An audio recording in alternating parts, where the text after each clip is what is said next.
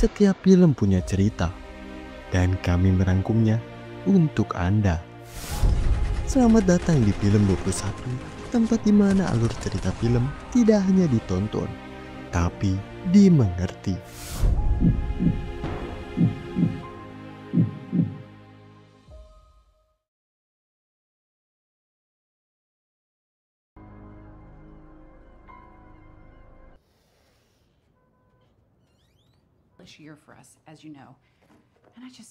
Di awal film, kita langsung diperlihatkan dengan sepasang suami istri yang bernama Clay dan Amanda.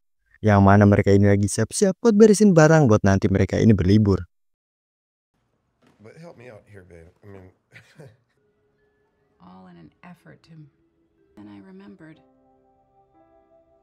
Siang harinya, mereka pun mulai berangkat bersama kedua anaknya yang bernama Archie dan Rose.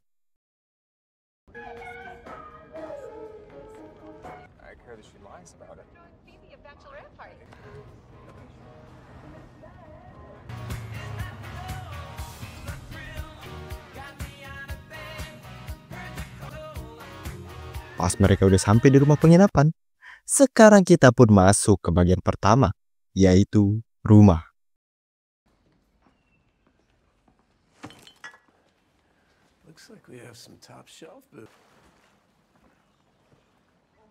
Kemudian karena di rumah gak ada apa-apa, Amanda pun memutusin buat pergi ke pasar beli bahan-bahan. Dan di sana, dia ini ngeliat ada bapak-bapak pakai topi yang beli banyak banget stok kayak buat persiapan dari bencana.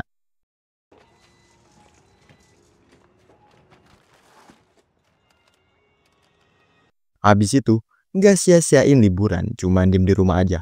Mereka sekeluarga pun pergi ke pantai buat healing di sana.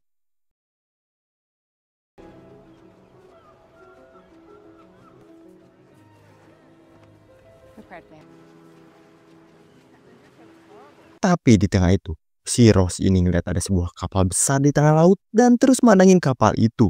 Sampai It's getting closer. What is? Ship. I think that ship is heading towards us. Oh, it's close, huh? I think that's. ya, ternyata kapal itu semakin dekat ke pantai yang ngebuat kepanikan pun terjadi.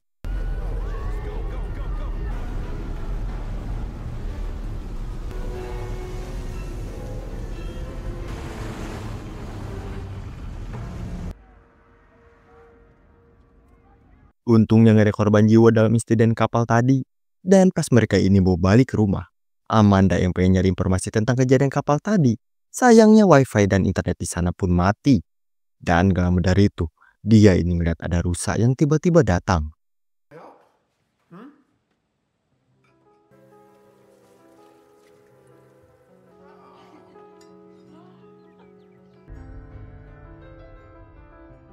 Pas malamnya, mereka yang lagi ngobrol santai tiba-tiba ngedenger ada yang mencet bel. Dan si Clay pun coba buat buka pintu depan.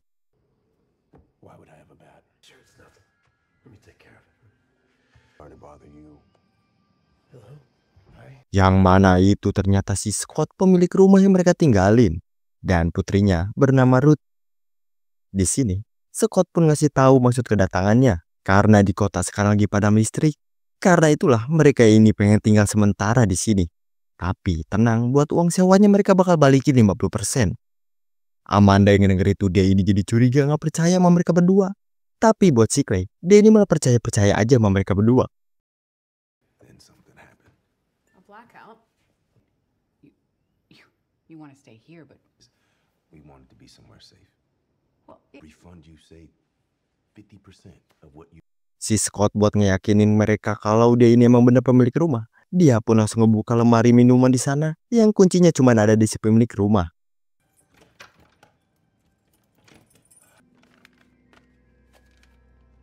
Tonight, that should cover almost half of what you're paying for. Si Clay yang lihat itu dia ini makin percaya. Tapi berbanding terbalik sama si Amanda. Dia ini masih tetap curiga, gak percaya sama si Scott. sorry. This really doesn't seem like in the house. Rose is right down the hall. What if he? Made that up. I mean, that's probably why the phones and the internet aren't. See what he has to gain by giving us $1,000. Why? Abis berdebat sama si Clay, Samantha ini balik lagi ketemu sama si Scott dan mulai wawancarain dia tentang rumah ini. Serta istri si Scott yang sekarang istrinya ini lagi bertugas di Maroko dan pesawatnya bakal balik pagi ini. Tapi pasti Samantha minta KTP si Scott. Disinilah si Samantha makin curiga karena si Scott bilang dompet dia ini ketinggalan. Could I see your ID? Oh, Amanda. It's a fair. Left my wallet in my coat pocket, which I checked. Tapi gak lebih dari itu, TV di sana nayangin layar biru berisi informasi tentang darurat nasional. Semua program stasiun radio dan televisi akan berhenti selama peringatan. Karena itulah, mereka ini gak bolehin buat si Scott tinggal, tapi di basement.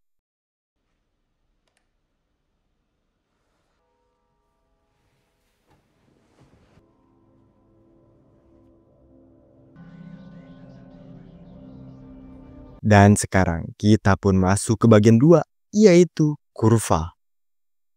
Paginya, Amanda ini lagi dibangunin sama si Rose yang pengen nonton episode terakhir serial kesukaannya.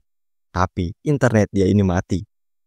Dan gak dari itu, HP si Amanda ini tiba-tiba kedapatan notif breaking news. Kalau ada gangguan listrik di pantai timur Amerika, dan dalang dari semua itu ialah hacker.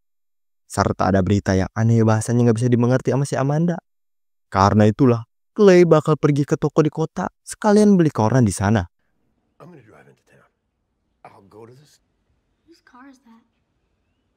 About that car. Last night. Di tempat si Rose, dia yang lagi galau kagak bisa nonton film kesukaannya, ngelihat ada rusa di luar dan langsung samperin rusa itu. Yang ternyata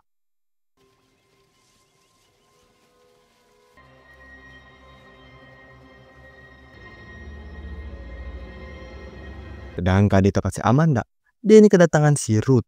Ya pokoknya di sini mereka ini lagi ngebahas tentang hacker dan berita yang diterima si Amanda pagi tadi. Sweet. How old is she? They're to do that until we know more. I don't want them to panic over it. So? Tapi gak lebih dari itu, si Scott pun datang. Dan si Amanda langsung kasih tahu berita yang dia dapat pagi tadi. Serta ngasih tahu kalau si Clay sekarang lagi pergi ke kota buat cari informasi. Scott yang denger itu, dia ini berencana buat cari informasi juga ke tetangganya. This will turn out to be a big nothing. There's a computer worm spread throughout the internet back in 2000. I think I'll go rush Archie along. Kita pindah ke tempat si Clay. Karena gak ada sinyal di sana, dia ini jadi kerepotan buat ke kota gak bisa gunain GPS mobilnya.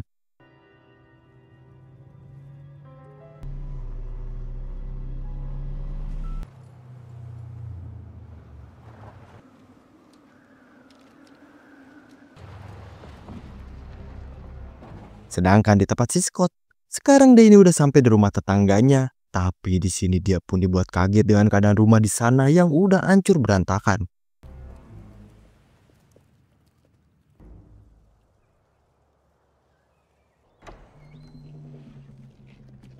Kita balik lagi ke rumah. Ruth yang datang buat berjemur. Si Archie ini langsung sapo kesemsem. Tapi buat si Rose, dia ini malah fokus ke arah hutan, bingung di mana rusa kemarin. Let's see what else is Let's open it and see. This place is so fucking boring. Dan di sini mereka ini nemuin sebuah rumah kayu yang tak punya siapa dipakai buat apa. Di tempat si Clay, dia ini tiba-tiba kedatangan seorang wanita yang panik banget, tapi si Clay ini nggak tahu dia ngomong apa karena pakai bahasa Spanyol. Gracias a Dios que era persona que he visto en todo el día. Pero vi unos venados, más de 50. Salían de... Karena nggak tahu orang itu ngomong apa dan dia orang asing, Clay pun langsung cabut terusin perjalanannya. Tapi di tengah jalan, si Clay ini dibuat panik dengan pemandangan drone yang ngeluarin sesuatu berwarna merah.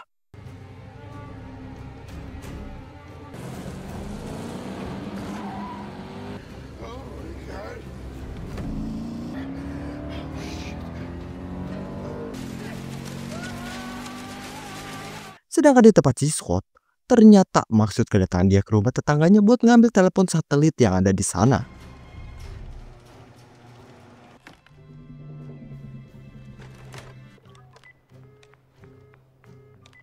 Tapi sayangnya, telepon itu tetap gak bisa nangkep sinyal. Dan pas si Scott ini pengen cabut pulang, Dia ini ngeliat di daerah pantai ada yang mencurigakan dan langsung ngecek ke sana. Yang ternyata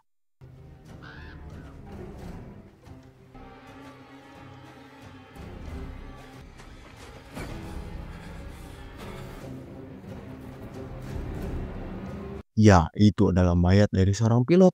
Dan gak lama dari itu, si Scott ini ngedengar suara pesawat yang datang, yang ngebuat kepanikan pun terjadi.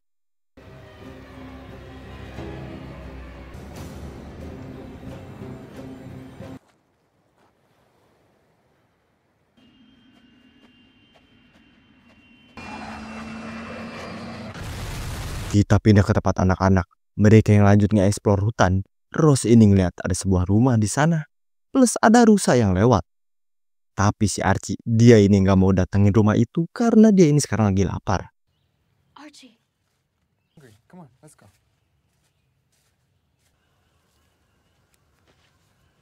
Sedangkan di rumah, dengan pakaian basah kuyup, Scott pun langsung jelasin ke si Samantha. Ya intinya karena si Scott ini pembisnis yang udah lama terjun. Dia ini jadi paham banget lah dengan pola masa depan yang bakal kacau. Dengan cuman bermodalkan ngeliat dari kurva di pasar. Serta ngasih tahu apa yang dia alamin tadi. Understand the patterns that govern the world. That means something. A plane nosedive out of the sky into the ocean. Dan gak lama dari itu, tiba-tiba mereka dengar ada suara bising yang kencang banget sampai ngeretakin kaca di sana. Where are my kids?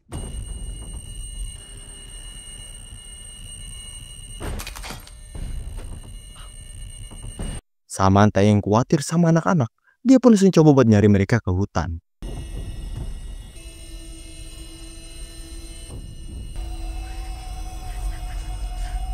Dan sekarang, kita pun masuk ke bagian 3, yaitu suara. Mommy. Now my head feels weird. A sonic boom. Was that a sonic boom? Samantha yang khawatir sama nasib keluarganya, dia pun langsung nanyain ke si Scott apa yang harus mereka lakuin sekarang. Tapi si Scott ini cuma bilang, tidak ada yang berubah. Mending nunggu si Clay pulang dulu. We're sitting here like I don't know what is this what those hand crank radios and a straw that makes it. We shouldn't speculate. Stop saying that. I just want you to fuck. Di tengah kepanikan itu, Samantha ini baru keinget sama bapak-bapak di pasar yang udah mempersiapkan banyak banget barang seakan-akan tahu hari ini akan datang. Si Scott yang denger itu, dia ini ternyata kenal sama bapak-bapak itu, yaitu Danny, seorang kontraktor. He bought cases. Bearded guy.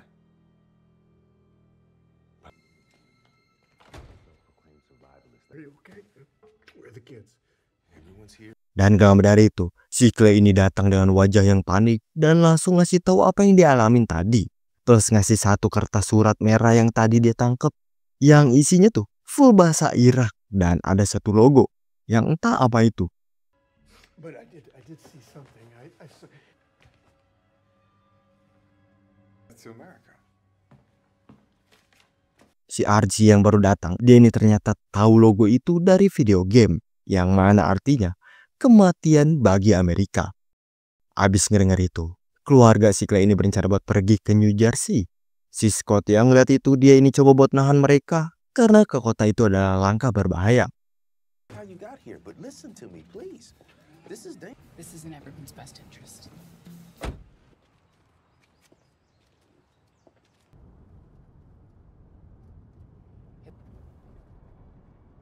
What is that? Di jalan, belum juga jauh dari rumah, mereka ini dibuat heran dengan banyak banget mobil di depan. Dan si Samantha ini coba buat ngecek ke sana.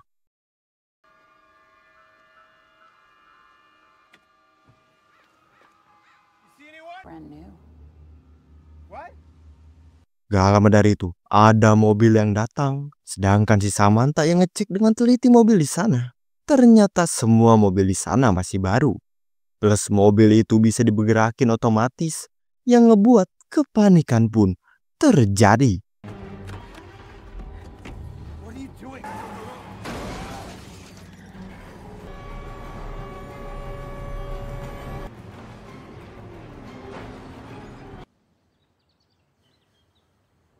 Dan sekarang kita pun masuk ke bagian 4, yaitu banjir. Kepanikan, kebingungan masih terasa di sini. Yang mana Amanda menganggap kalau kita mungkin sekarang lagi ada di zona perang. Sedangkan buat anak-anak, si Archie ini lagi ngeliatin foto si Ruth sambil ngokang. Sedangkan si Rose lagi galau karena episode terakhir series kesukaan dia ini belum ketonton.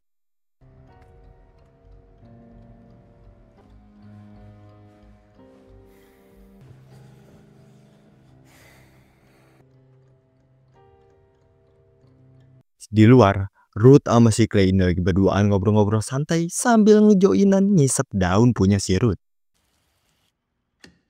Ask me that. I mean, that's what I look like to you? I look like that kind of guy?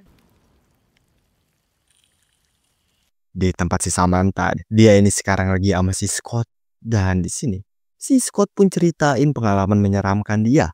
Yang mana dulu si Scott sama istrinya ini pernah diundang sama kliennya ke acara pribadi. Dan si kliennya ini rahasia karena bisa dibilang kayak elit global gitulah. Suatu waktu, Scott sama kliennya yang udah mabok berat. Kliennya ini tiba-tiba ngomong serius sambil bilang dia ini berharap si Scott bisa ikut sama dia kunjungan bersama. Yang ternyata itu kunjungan pertemuan tahunan dia dengan kelompok jahat yang menguasai dunia. Is he a celebrity? Oh no, nothing like that. But in the drinks, getting really sauced, and at one point, What kind of trip? Where's he going? that's exactly just my annual meeting with the rest of the evil cabal that one. Samantha yang denger itu, dia pun langsung panik ketakutan. Yang ngebuat si Scott ini merasa bersalah dan ngajak Samantha buat ke suatu tempat buat balikin mood si Samantha. Wow, this is an impressive collection. You said you wanted to.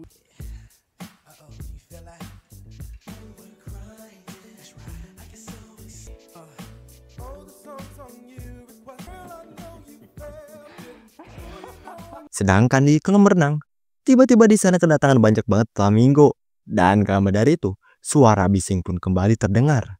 Namun sekarang suaranya lebih kuat.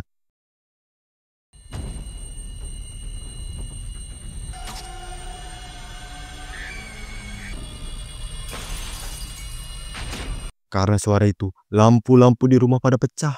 Yang ngebuat para anak-anak ini ngungsi ke tempat orang tua mereka.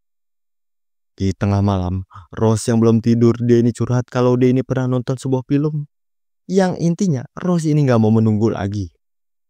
There's this story someone tells the president You what? town and everyone should leave. But the man says, "Hey, come on, I can save you."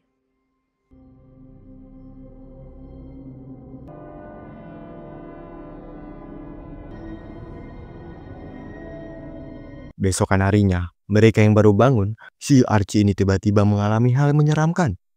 Yaitu, gigi dia semuanya rontok. Plus si Rose ini ternyata udah gak ada di sana. Clay! What's happening to me? Last night, but this, I don't know. Okay, all right. Well, you're Is that he's obviously sick. I'm not sick. Karena sekarang semua jalan pada nggak bisa mereka akses. Alhasil Scott ini berencana buat bawa si Archie ke rumah si Danny yang pasti punya stok obat-obatan buat si Archie. Or in the house. She might be playing outside. I'll look out for her. I looked. Clay. She's not down there. No, it's not safe. Stay here with Amanda. All of us. You can't leave. The world could be ending out there. Karena sekarang di rumah sisa si Amanda sama si Ruth. Alhasil mereka berdua ini pergi ke hutan coba buat cari keberadaan si Rose.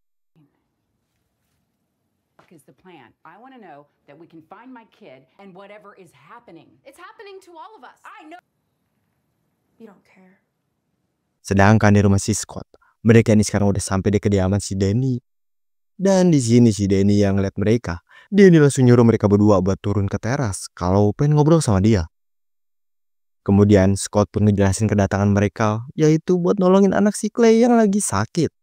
Danny yang ngedenger itu dia pun langsung ngasih tahu kalau itu pasti karena dari suara bising yang buat giginya ini rontok. Yang mana kejadian itu pernah terjadi pas perang di Kuba. Sebutannya senjata gelombang mikro. Radiasi terpancar lewat suara. Dan dugaan si Danny mungkin sekarang kita ada di situasi perang. Karena Rusia menarik stafnya dari Washington. Well, it's got to have something to do with that noise that can be beamed out through sound. They've been saying there was chatter. This has to be thing is afoot. Now, what that is exactly, I don't know. Maybe. Abis jelasin itu semua, si Danny ini ogah buat ngasih obat-obatan. Karena dia ini nganggep urusanmu, urusanmu, urusanku, urusanku. Plus nyaranin mereka buat mending pergi ke keluarga Tornere. Karena mereka ini diam-diam ubah basement ini menjadi kayak bunker darurat. Karena itulah, sekarang ketegangan pun terjadi. I mean, cash might be the only thing that means something. I would like all of you off of my property. That I get him some help. The only thing you're helping him do is a quick death sentence. Is if you get back in your vehicle and Cell phone and my GPS. I am a useless. No, you're right. It's not. But it's like. Tapi setelah dinego-nego, kalau si Clay ini bakal bayar uang $1.000, si Danny pun akhirnya setuju buat ngasih obatnya itu. hey, I got another tidbit for you. Dan sebelum mereka ini cabut, Danny ini ngasih tahu kalau Korea atau Tiongkok dalang dari semua ini. Yang ngebuat mereka berdua ini jadi bingung karena Clay ini dapat pesan dalam bahasa Iran. I remember hearing something on NPR once about their cyber capability. A friend of mine in San Diego about a similar. Si Danny yang ngeliat itu, dia ini malah ketawa karena kejadian yang dia alamin sama si Clay sebelumnya pernah terjadi di San Diego. Tapi buat bahasanya, yaitu Korea. Dan berspekulasi mungkin beberapa dari negara itu bekerja sama. Diego about a similar event, drones dropping pamphlets. Di mobil, si Scott ini ngasih tahu hal yang penting yang dia tahu dari kliennya di sektor pertahanan.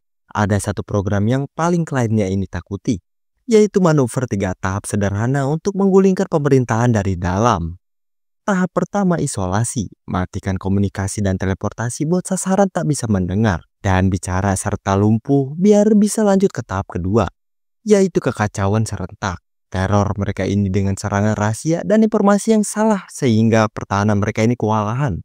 Jika berhasil masuk ke tahap ketiga, yaitu akan terjadi dengan sendirinya kudeta. Since we're on the brink of an all-out invasion, but this nation of transportation make the thought a clear enemy or motive, people would start turning on it. Program was considered the most cost-effective way to destabilize. Sedangkan di tempat si Samantha, dia yang keluar sendiri ngeliat di belakang dia ini ternyata si Ruth ini udah dikelilingin kawanan rusa yang siap menyerang.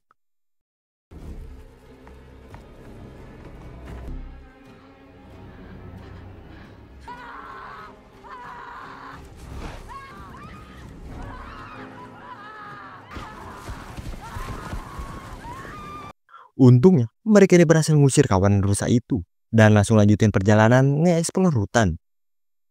Tapi di tengah jalan, Samantha ini ngeliat sebuah rumah yang kemungkinan Rose ini ada di sana. Tapi berbeda sama si Ruth, dia ini ngeliat pemandangan yang lain.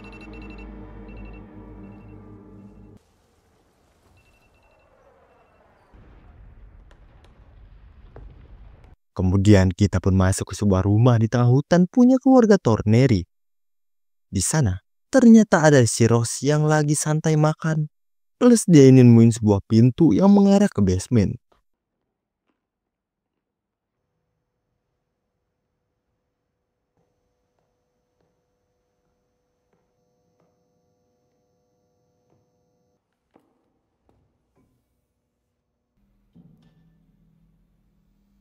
Kemudian di semacam alat radio, kita pun dikasih tahu kalau gedung putih dan kota-kota besar sekarang lagi diserang oleh tentara pembelot.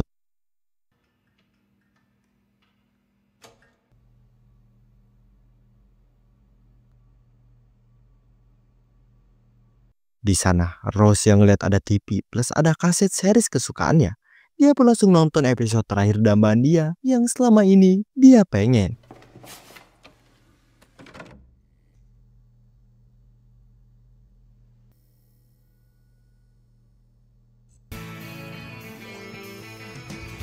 Dan cerita kali ini pun selesai.